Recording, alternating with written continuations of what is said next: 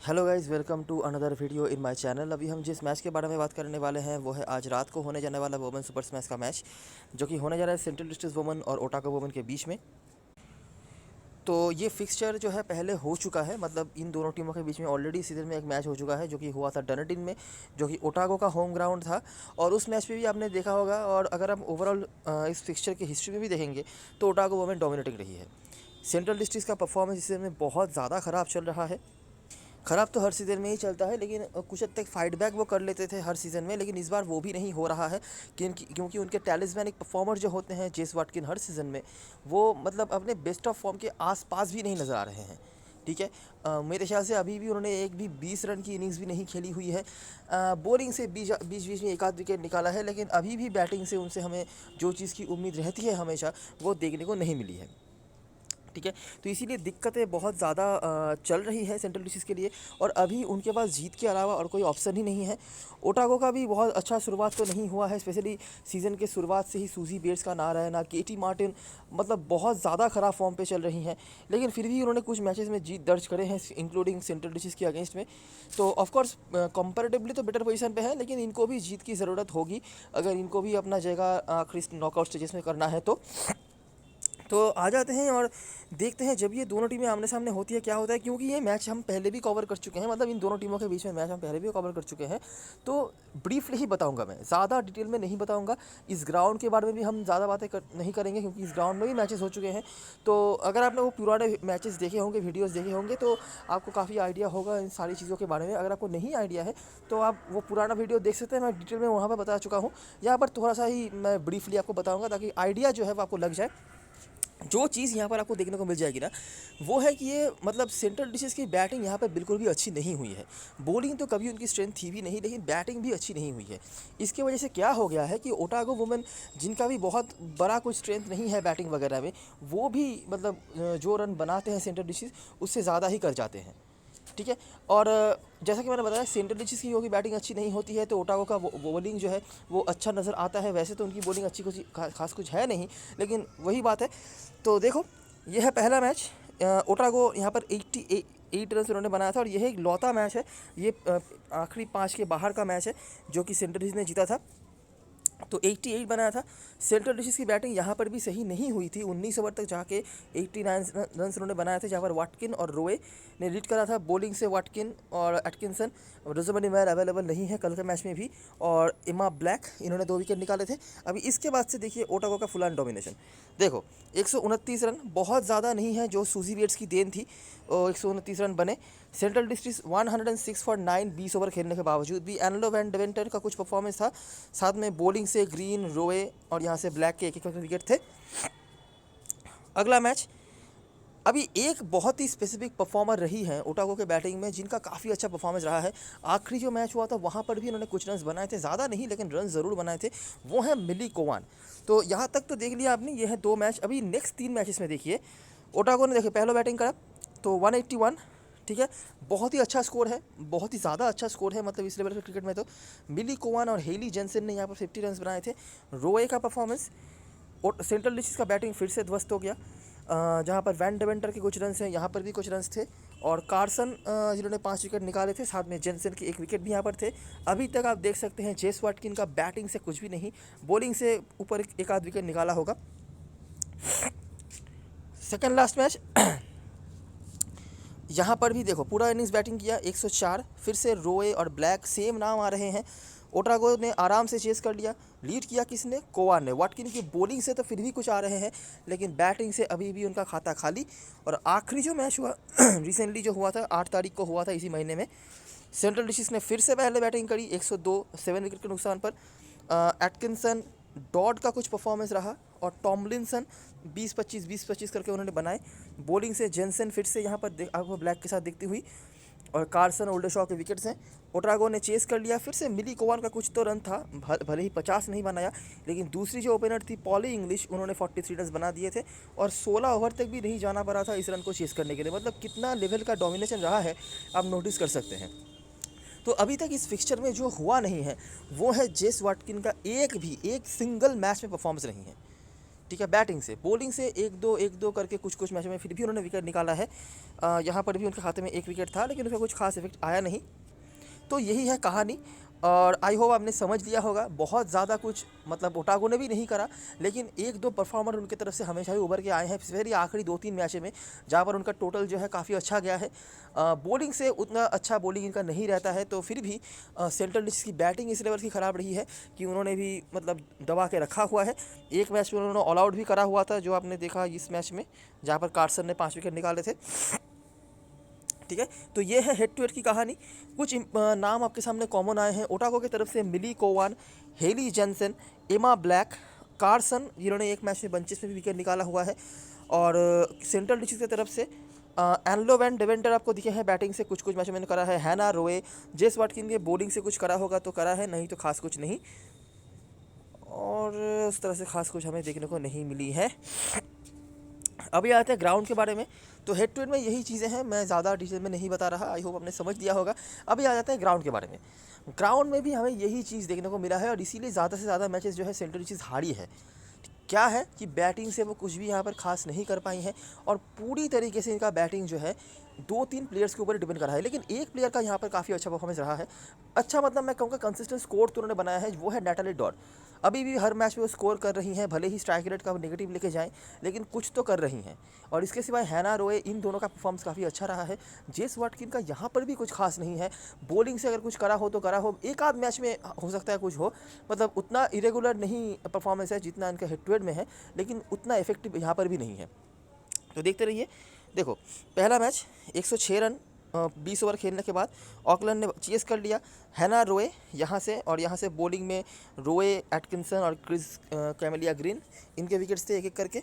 अच्छा, दूसरा मैच ये तो वेलिंगटन के अगेंस्ट में था, यहाँ पर तो जीतने का कोई चांस था ही नहीं। फिर भी आप देखेंगे तो ग्रीन, वाटकिन के विकेट हैं, और रोए का फिर से कुछ बैटिंग से परफॉर्मेंस। यह है एक लौता मैच जो जीता था सेंट्रल डिस्ट्रिक्ट ने, और वो भी ऑकलैंड को हरा के। तो देखिए क्या इफेक्ट रखती है जेस वाटकिन इस टीम में, आपको समझ में आएगा। 161 उन्होंने बना दिया, ऊपर तो इसके आसपास भी कोई टोटल नहीं था। 45 रन्स, 2 विकेट्स। ठीक है, ये एबिलिटी है जेस वाटकिन की। उनका अब इस तरह का मतलब, चलिए चल नहीं रही हैं, लेकिन देयर इज़ ए रीज़न कि ड्रीम 11 ने इनको 10.5 क्रेडिट दे के रखा है। ये वन मैन आर्मी रही है सेंट्रल डिस्ट्रिक्ट की तरफ से। जिस दिन चलती है ना, उस दिन अकेले ही सब कुछ कर देती हैं, मतलब कोई आसपास रहते ही नहीं है इनके। ठीक है, साथ में कनिंगहैम और डॉड को आप देखेंगे कि लास्ट कुछ मैचेस में उन्होंने हमेशा ही स्कोर करा हुआ है। बॉलिंग से यहाँ पर वाटकिन के साथ मायर और ग्रेग थी, एक दो करके विकेट उन्होंने निकाले थे। ये है second last match. Northern district ने यहाँ पर बनाया था 161। फिर से बॉलिंग से आपको वाटकिन दिख जाएंगी, हैंसन, रोए, एक करके विकेट रहे हैं। सेंट्रल डिस्ट्रिक्ट चेस तो नहीं कर पाई। डॉड ने यहाँ पर फिर से अच्छा करा, साथ में एनलो वैन डेवेंटर। और आखिरी जो मैच हुआ, यहाँ पर भी सेंट्रल डिस्ट्रिक्ट ने अच्छा स्कोर खड़ा किया था। इस बार भी डॉड, साथ में रोए और वाटकिन के 2 विकेट्स। तो डॉड कंसिस्टेंटली यहाँ पर परफॉर्म कर रही हैं, मतलब 20, 25, 30 तो ऑन एन एवरेज बना ही रही हैं। इनके साथ इनके जो पार्टनर हैं ये बदल रही हैं, जैसे कि यहाँ पर आ गई रोए, यहाँ पर आ गई एनलो वैन डेवेंटर, यहाँ पर भी वाटकिन, कनिंगहैम। तो इनके पार्टनर्स जो हैं बदलते रहते हैं, लेकिन बैटिंग ये हमेशा ही कुछ ना कुछ कंट्रीब्यूशन हमेशा ही कर रही हैं। बॉलिंग को लेकर अभी भी इश्यूज़ हैं। इवन जो मैच यहाँ पर सेंट्रल डिस्ट्रिक्ट जीती थी, वहाँ पर भी 139 उन्होंने कंसीड किए थे, जो कि मतलब बुरा स्कोर तो नहीं है इस टूर्नामेंट के हिसाब से। बाकी अगर बॉलिंग में से बात करी जाए तो वही वाटकिन का ही आपको दिख जाएगा, एक दो करके। हैना रोए का एक दो है, इस तरह से मतलब खास कुछ बताने के लिए नहीं है। तो ये है सारी चीज़ें जो ग्राउंड के बारे में बताने लायक थी, जो सारी चीज़ें हम हेड टू हेड से बताने लायक थी, ये मैंने सारी चीज़ें रिकॉर्ड्स जो हैं सब कुछ आपको बता दिया। ठीक है, आई होप आपके मतलब दिमाग में गतना लिया होगा कि क्या क्या आपको करना है और कौन कौन से रिकॉर्ड्स के बेसिस पे करना है। अभी थोड़ा सा मैं आपको कॉमन सेंस की बेसिस पे कुछ चीज़ें बताता हूँ जो शायद हमें रिकॉर्ड से समझ में नहीं आएंगी। दोनों ही टीमों के लिए सबसे बड़ा जो प्रॉब्लम हो रहा है वो है बॉलिंग।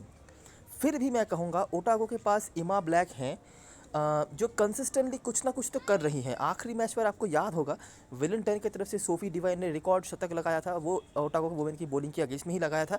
तो उस ट्रॉमा के बाद वो किस तरह से कमबैक करेंगे, वो एक देखने लायक बात होनी चाहिए। बाकी इनकी बॉलिंग में मुझे कभी भी ज़्यादा भरोसा तो नहीं है, लेकिन एमा ब्लैक एक कंसिस्टेंट परफॉर्म रही है। बाकी एक दो करके कोई निकाले तो निकाले। बैटिंग में लेकिन मुझे लग रहा है काफ़ी डेप्थ नज़र आ रही है ओटागो की बैटिंग में। पॉली इंग्लिश के टॉप ऑर्डर में कंसिस्टेंट होने के बाद अच्छा लग रहा है उनका टॉप ऑर्डर। मिली कोवान हिट और मिस है, लेकिन चलिए अभी भी उनके ऊपर टीम भरोसा करती है। केटी मार्टिन का आउट ऑफ फॉर्म रहना बहुत ही बड़ा मतलब प्रॉब्लम कर रहा है इनके लिए। लेकिन उसके बाद अगर आप नोटिस करेंगे तो कि ब्लेकली जो हैं ये 1 डाउन 2 डाउन पे आ रही हैं, ये भी अच्छे फॉर्म पर हैं। उसके बाद हेली जेंसन ने भी बीच में कुछ रन बनाए हैं। अगर हम थोड़ा और नीचे जाएंगे, बिला जेम्स हैं, ये भी अच्छे फॉर्म पर चल रही हैं। तो बैटिंग से लेकर मुझे नहीं लगता कोई ओटागो को लेकर कोई दिक्कत होनी चाहिए आपको। बैटिंग में तो ये फॉर्म पर हैं, ठीक है। ये एक चीज़ है। बाकी बॉलिंग को लेकर तो आप देख ही चुके हैं आखिरी मैच में क्या हुआ था इनके साथ। दूसरी तरफ से सेंट्रल डिस्ट्रिक्ट तरफ से बताया जाए तो यहाँ पे दोनों तरफ से प्रॉब्लम है। बैटिंग में नैटाली डॉट रन तो बना रही हैं, लेकिन उस रन का कोई इफेक्ट हो नहीं रहा। मतलब वो 25-30 रन हमेशा ही उसके बीच में बना रही हैं, लेकिन उसके लिए ले रही हैं 40 गेंद 45 गेंद, और उनके पास और कोई चारा भी नहीं है, क्योंकि दूसरी तरफ से तो लगातार विकेट्स गिर रहे हैं। जेस वाटकिन ने अभी तक शायद एक भी मैच पे 15-20 रन भी नहीं बनाया होगा। बीच में एक आध मैच में शायद नैटाली डॉट ने कुछ करा होगा, एनलो वैंडरबिंटन ने कुछ 20-25 रन बनाए होंगे, लेकिन कंसिस्टेंसी नहीं नज़र आ रही है। और ये यहाँ पर सिर्फ नहीं, मतलब अगर हम जो 50 ओवर टूर्नामेंट्स हुए थे वहाँ से भी अगर मैं बताऊँ तो भी यही चीज़ बरकरार रहा है। बैटिंग से अभी भी प्रॉब्लम हो रहा है सेंट्रल डिस्ट्रिक्ट की तरफ से। तो फिर से हमारा जो टीम होगा वो ओटागो वुमेन के सपोर्ट में ही होगा। ओटागो वुमेन की तरफ से हमें थोड़ा ज़्यादा बॉलर्स रखना पड़ेगा, क्योंकि सेंट्रल डिस्ट्रिक्ट की बैटिंग अच्छी नहीं चल रही है, ना ही ओटागो की बॉलिंग अच्छी है। और मुझे लगता है कि इस मैच में आपको अच्छा स्कोरिंग मैच जो है देखने को मिल सकता है। सेंट्रल डिस्ट्रिक्ट को हम आउट ऑफ द बॉक्स नहीं रख सकते, क्योंकि हमें नहीं पता कि जेस वाटकिन कब चलेंगी। अगर वो चल गई ना, मतलब अगर वो 40-45 रन अगर वो बना देती हैं, जो आपने देखा है कभी कभार वो कर भी देती हैं, वो 10-15 रन भी नहीं बना पाई हैं, लेकिन अगर वो वहाँ पर 40-45 रन बना देती हैं तो जो स्कोर शायद 120 के आसपास रह रहा है, वो 150 के पार कब चला जाएगा वो पता भी नहीं चलेगा।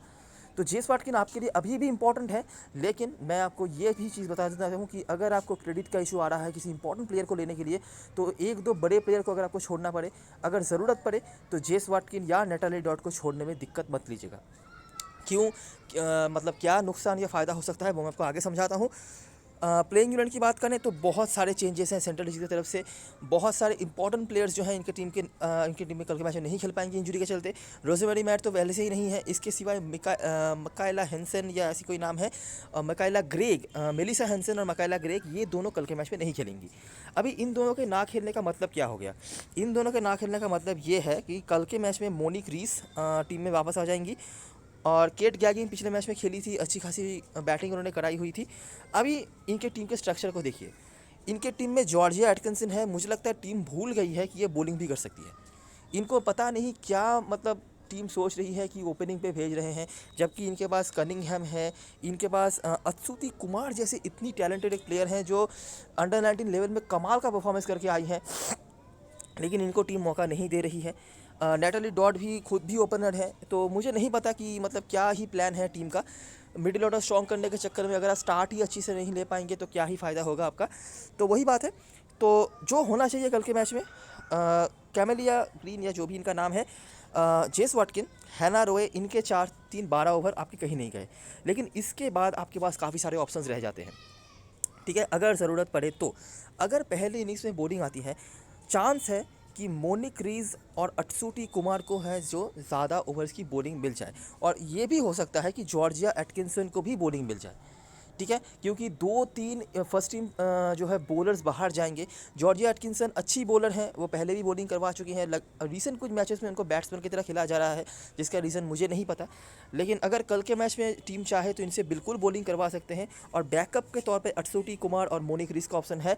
ऑफकोर्स मोनिक रीस को ही लोग पहले प्रायोरिटी देंगे, अगर इसके बाहर मतलब इन चारों के बाहर किसी को देखना है तो। अटसूटी कुमार एक बहुत ही ज़्यादा टैलेंटेड ऑलराउंडर है, अंडर 19 लेवल की कैप्टन भी है सेंट्रल डिस्ट्रिक्ट की टीम में, और बहुत ही अच्छा परफॉर्मेंस वो करके आई हैं, इसीलिए उनको मौके मिले हैं हमेशा ही। मतलब टीम में रखा जाता है, मौके तो नहीं दिए जाते हैं उस तरह से। कल के मैच में हो सकता है कि उनको मौका भी सही से दिया जाए। जनरली बैटिंग अच्छा करती हैं जितना मैंने इनका ऑब्जर्व करा है, लेकिन मुझे नहीं लगता कि बैटिंग इतनी जल्दी उनको मिल जाएगी। क्या है कि सेंट्रल डिस्ट्रिक्ट की बैटिंग अच्छी नहीं हो रही है भले ही, लेकिन इनके टीम में कुछ ऐसे बैट्समैन हैं जैसे कि नटाली डॉट, एनलो वैन डेवेंटर, ये बॉल्स काफ़ी ले लेते हैं और मतलब वक्त बिता देते हैं पिच के अंदर, पिच के मिडल में, तो टाइम वहाँ पर चला जाता है। तो हो सकता है इनके पास बैटिंग से प्रॉपर मौके नहीं आए, अनलेस कि ये एक दो बल्लेबाज जल्दी आउट हो जाए। लेकिन बॉलिंग से मुझे लगता है इनका अपॉर्चुनिटी बन सकता है। स्मॉल लीग में आपकी मर्जी है, क्योंकि ज़्यादा मुझे एक्सपेक्टेशन तो नहीं है सेंट्रल डिस्ट्रिक्ट के बॉलिंग से, तो वहाँ से आप ज़्यादा प्लेयर लो ऐसा भी नहीं कह रहा मैं। लेकिन बड़ी लीग में आप एक ऑप्शन के तौर पे इनको रख सकते हैं। ये एक मैच विनर बन सकती हैं। हो सकता है कल के मैच में नहीं, लेकिन आने वाले समय में ज़रूर ये आपको दिख भी जाएगा। बेंच पे एना गैगिंग है। पिछले मैच में केट गैगिंग खेली थी, ये उन्हीं की जुड़वा बहन है, मतलब बिल्कुल आइडेंटिकल ट्विन जिनको कहते हैं। तो इनका भी खेलने का चांसेस है। अगर ये खेलती हैं तो शायद अरशुटी कुमार की जगह पर आ जाएंगी, तो देखना पड़ेगा। जो भी आएंगी ये पाँचवें छठे बॉलर का ही ऑप्शन जो है पूरा करेंगी। अगर पहले बॉलिंग आती है तो ही शायद बॉलिंग आज भी जाए, अगर दूसरी बॉलिंग आती है तो शायद बॉलिंग भी ना मिले, ऐसा भी हो सकता है। ओटावा की तरफ से कोई चेंजेस की उम्मीद नहीं है, लेकिन मैं अभी भी कहूँगा कि इनका बैटिंग मुझे काफ़ी अच्छा लग रहा है। बिली कोवान के रिकॉर्ड्स आपने देखे हैं, पिछले तीनों ही मैच में उन्होंने कुछ ना कुछ तो करा हुआ है। पॉली इंग्लिश काफ़ी अच्छा फॉर्म दिखा रही हैं 50 ओवर टूर्नामेंट से। इवन ऑकलैंड जैसी बॉलिंग साइड के अगेंस्ट में उन्होंने 50+ स्कोर बनाया है, आखिरी हेड टू हेड मैच में 40+ स्कोर बनाया है। ब्लेकली अच्छे फॉर्म पर है, केटी मार्टिन फॉर्म पे नहीं है, मतलब ये कोई डाउट वाली बात नहीं है, लेकिन ये कीपिंग से काफ़ी पॉइंट्स फिर भी कलेक्ट करके दे रही हैं। उसके बाद जैनसन, बेला जेम्स, ये भी ठीक ठाक हैं अगर मौके मिल जाते हैं तो। कैप्टन वाइस कैप्टन चॉइस की बात करें तो वहाँ पे ज़्यादा कुछ बताने के लिए नहीं है, जो आपको पता ही है वही ऑप्शंस हैं सिलेक्शन परसेंटेज के हिसाब से, लेकिन यहाँ पे थोड़ा आपको दिमाग लगाना पड़ेगा। तो अभी एक बार देख लेते हैं किस तरह से हम हमारी ड्रीम 11 की टीम बना सकते हैं और क्या क्या अच्छे और लॉजिकली सही कैप्टन वाइस कैप्टनसी के चॉइस जो हैं बन सकते हैं। तो ये जो है ये कुछ हद तक मेरा बेसिक स्ट्रक्चर है। कोई क्रेडिट का इशू तो नहीं बन रहा है, मैंने शायद कोई बड़ा प्लेयर मिस भी नहीं किया है उस तरह से। हाँ, केटी मार्टिन को मैं नहीं ले पाया हूँ। अब केटी मार्टिन को मैनेज कर सकते हो हैना रोए को ड्रॉप करके, क्योंकि हैना रोए क्या है कि मतलब नाम की तो कर ही रही हैं बॉलिंग और बैटिंग दोनों ही, लेकिन काम की उस तरह से नहीं नज़र आ रही हैं, ना ही बॉलिंग से ना ही बैटिंग से। तो हैना रोए की जगह पर केटी मार्टिन एक ऑप्शन हो सकती हैं। अगर 10-15 रन का जो मतलब रेगुलर वो बना रही हैं वो भी बना दे, तब भी at the end of the match 30 के आसपास इनका पॉइंट कहीं नहीं जाएगा, याद रखना, क्योंकि कीपिंग के पॉइंट्स ये देती हैं। बाकी बॉलरों में से अगर आप देखेंगे तो कार्सन और ब्लैक जो दो डिपेंडेबल बॉलर्स हैं, मैंने उनको ही रखा है, और एटकिंसन को मैंने रख लिया है क्योंकि फिर से ही इनको ओपनिंग करने भेजा जाएगा मोस्ट प्रोबेबली। और कल के मैच में हो सकता है इनको थोड़ी बॉलिंग मिल जाए, मुझे लगता है बॉलिंग मिलना तय है इनका, क्योंकि वाटकिन, रोए और ग्रीन इनका 12 ओवर तो होगा, उसके बाद तो टीम को चौथे पाँचवें बॉलर की तरफ जानी ही पड़ेगी। और उस मामले में मोनिक रीस और एटकिंसन ये सीनियर बॉलर्स हैं, तो लॉजिकली यही बनता है कि इनको बॉलिंग दी जाएगी। हालांकि पता नहीं कि किस तरह से करेंगे टीम, लेकिन क्योंकि इनको बैटिंग जो है मिल जाएगी, और ओटागो की बॉलिंग भी मुझे कुछ खास पसंद है नहीं। आखिरी मैच पर आपने देखा किस तरह से डेमोलिस्ट होकर आए हैं वो, तो रख लेते हैं, बैटिंग कर लेती हैं, 20-25 रन 8 क्रेडिट में अगर बना देती हैं तो क्या ही नुकसान होगा हमारा। बाकी यहाँ पर नैटली डॉट को मैंने रखा है, क्रेडिट का इशू नहीं आ रहा है, इसीलिए अभी आपके पास काफ़ी सारे ऑप्शन हैं। ठीक है, ऑलराउंडर सेक्शन में आपके पास यहाँ पर ऑप्शन आ जाएंगी अरशुटी कुमार का, जो मोस्ट प्रोबेबली आज के कल के मैच में खेलेंगी। इनको मैनेज करने के लिए देखिए क्रेडिट का कोई इशू नहीं है, क्रेडिट की सेव करने के लिए इनको लेने की ज़रूरत नहीं है, लेकिन स्पेस नहीं बन रहा। तो आप स्पेस कहाँ पे बना सकते हो? आप अगर चाहो तो नैटली डॉट को ड्रॉप कर सकते हो। नैटली डॉट को ड्रॉप करने का मतलब क्या है? नैटली डॉट को ड्रॉप करने का मतलब है, समझ लीजिए वो 30 रन बनाती हैं, स्ट्राइक रेट का नेगेटिव देके जाएंगी वो अलग बात है। 30 रन मतलब 35 से 40 के भीतर का पॉइंट ये आपको देके जाएंगी, मतलब मैक्सिमम। बाकी कीपिंग के अगर कुछ पॉइंट्स मिले तो मिले, हालांकि कीपिंग के ज़्यादा पॉइंट्स अभी तक डॉट ने ज़्यादा दिए नहीं है, लेकिन चलिए फिर भी ठीक है। अरशुटी कुमार का क्या है कि अगर इनको बॉलिंग से एक विकेट मिल जाता है, इकोनॉमी वगैरह बोनस मिल गए, तो 35 के आसपास पॉइंट हो ही जाएंगे।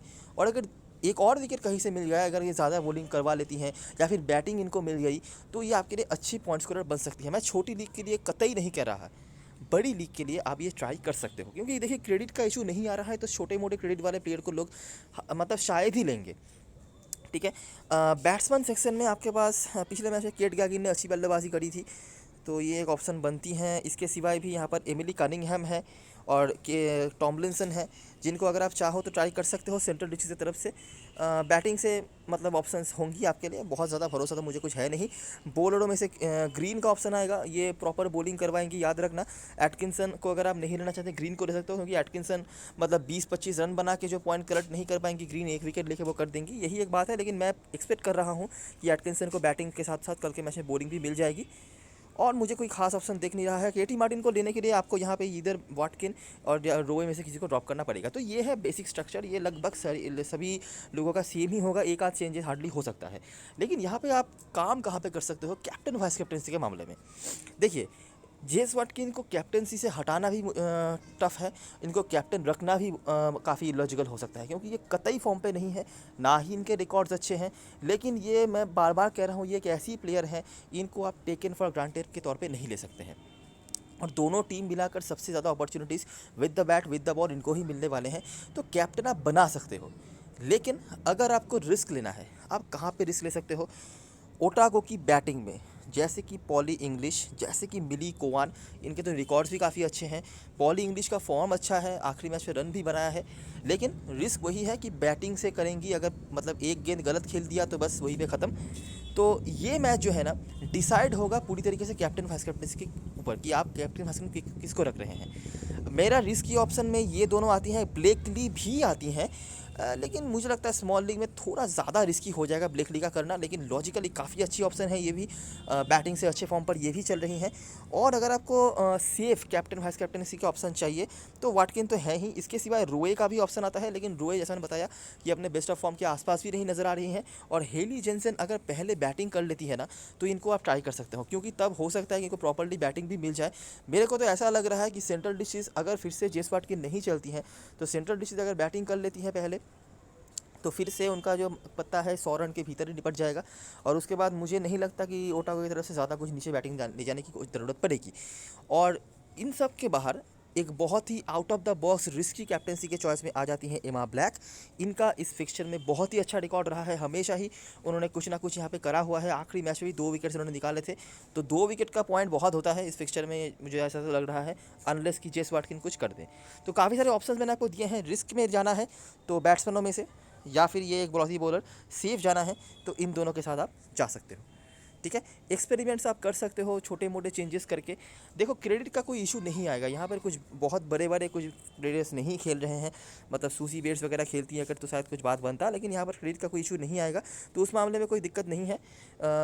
क्रेडिट सेव करने के लिए किसी को मजबूरी में लेने की ज़रूरत नहीं है, बस थोड़ा सा दिमाग लगाना पड़ेगा। और मैं बार बार बता रहा हूँ, ये मैच पूरी तरीके से कैप्टन वाइस कैप्टनसी के ऊपर ही डिपेंड करेगा, आपके ऊपर है। आप जितना रिस्क ले पाओगे उतना ही बड़ा रिवॉर्ड यहाँ पर भी आपको मिल सकता है। जो जो चीज़ें आपको समझाई गई हैं, जो बेसिक हैं हेड टू हेड और ग्राउंड के बारे में, उनको ध्यान में रखना और उसके ऊपर बेस करके ही अपना टीम और अपना थॉट प्रोसेस लीड करना। ठीक है, तो ये रही सारी चीज़ें और सारी एनालिसिस। अगर आपको अच्छा लगा हो तो लाइक ज़रूर करना, टेलीग्राम चैनल पर ज़रूर ज्वाइन हो जाना, क्योंकि लास्ट मोमेंट की सारी अपडेट्स वगैरह वहीं पर आती हैं। तब तक के लिए best of luck for this match and goodbye for now.